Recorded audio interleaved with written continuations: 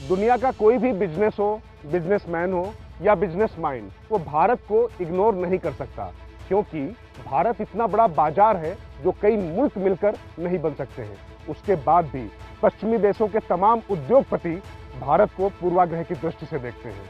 लेकिन राज की बात यह है कि वक्त के साथ बुलंद होते भारत ने यह तय कर लिया है कि इस तरीके की हरकतों को बर्दाश्त नहीं किया जाएगा। ट्विटर के साथ जो कुछ हुआ, ट्विटर की हठधर्मिता के बाद अब भारत ने इस पर तेजी के साथ आगे बढ़ने का मन बना लिया। राज की बात यह है कि किसान आंदोलन के दौरान ट्विटर पर फार्मर जेनोसाइड हैशटैग को लेकर जब भारत सरकार ने ट्विटर पर कार्रवाई करने को निर्देश दिया, तब ट्विटर की तरफ से काफी नानुकुर की गई और उसके बाद कुछ अकाउंट्स को सस्पेंड किया गया। भारत में उन हैशटैग्स को रोका गया, लेकिन अंतर्राष्ट्रीय स्तर पर वो विजिबल रहे, जिससे भारत की छवि को झटका लगा। जबकि जब ठीक ऐसी घटना अमेरिका में कैपिटल हिल पर हुई, तब ट्विटर ने फौरन कार्रवाई करते हुए पूर्व राष्ट्रपति डोनाल्ड ट्रंप समेत तमाम लोगों के अकाउंट्स को कड़ाई के साथ सस्पेंड कर दिया था। ट्विटर का ये दोहरा रवैया भारत सरकार के लिए नाकाबिले बर्दाश्त था और इसके लिए भारत सरकार और ट्विटर के बीच में टकराव हुआ।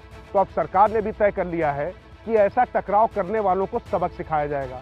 इस दिशा में बहुत जल्द ही आपको ट्विटर जैसा देसी प्लेटफॉर्म फलता फूलता दिखाई पड़ सकता है।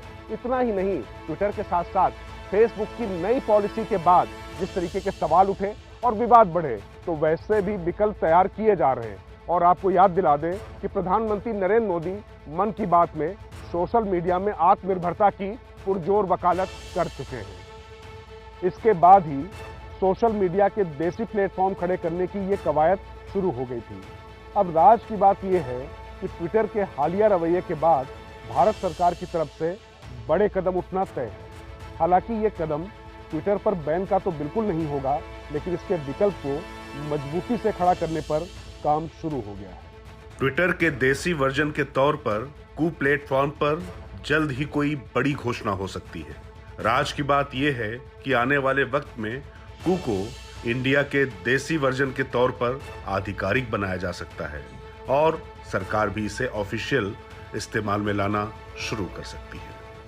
राज की बात यह भी है कि अगर ट्विटर को कू करने के लिए कू के इस्तेमाल पर फैसला हुआ, तो फिर भारत के राष्ट्रपति, प्रधानमंत्री, केंद्रीय मंत्री इस ऐप पर आएंगे और ट्विटर से पहले आधिकारिक ट्वीट्स को कू पर शेयर किया जाए। कोशिश ये है कि एक मजबूत विकल्प जनता को दिया जाए, जिससे कैपिटल हिल और फार्मर जेनोसाइड जैसे हैशटैग्स में कार्रवाई पर मनमाना रवैया अपनाने की हिम्मत दोबारा ट्विटर या फिर कोई और टेक कंपनी ना कर सके। मतलब ट्विटर की नीली चिड़िया के मुकाबले कू की पीली चिड़िया भारत में ज्यादा चहचहाएगी। ये तो रही बात ट्विटर की मनमानी और उससे निपटने के कदमों के बारे में उपायों की। अब बात व्हाट्सएप की भी कर लेते हैं। कुछ दिनों पहले व्हाट्सएप ने अपनी नई पॉलिसी पेश की और उसको यूजर्स पर एक्सेप्ट करने के लिए दबाव बनाया, यानी बाध्य किया। हालांकि सवाल और विवाद उठने के बाद व्हाट्सएप ने कुछ दिनों के लिए इसे टाल दिया, लेकिन इसे समझते हुए भारत सरकार ने मैसेजिंग के क्षेत्र में भी आत्मनिर्भरता की तरफ कदम तेजी से बढ़ाना शुरू कर दिया। राज की बात यह है कि संदेश और संवाद नाम के दो मैसेजिंग ऐप्स को एनआईसी की तरफ से विकसित किया जा रहा है। इनमें से एक ऐप सरकारी कामकाज के लिए होगा और दूसरा आम जनता के लिए। ये दोनों ऐप लॉन्च होने के बाद व्हाट्सएप जैसी मनमानी वाली हरकत भविष्य में रोकी जा सकेगी। विदेशी कंपनियों की मनमानी पर लगाम लगाने के लिए हमारे देसी ऐप पर काम चल रहा है, वो भी तकनीकी तौर पर। ये जानने की कोशिश की जा रही है कि ग्लोबल कंपटीशन में हमारे ऐप कितने सक्षम हैं। लेकिन ये तय है कि आने वाले समय में इस क्षेत्र में आत्मनिर्भरता की जाएगी। और बहुत बड़ी बात नहीं है कि आने वाले समय में आपकी आदत में कू, संदेश जैसे ऐप भी शामिल हो जाए।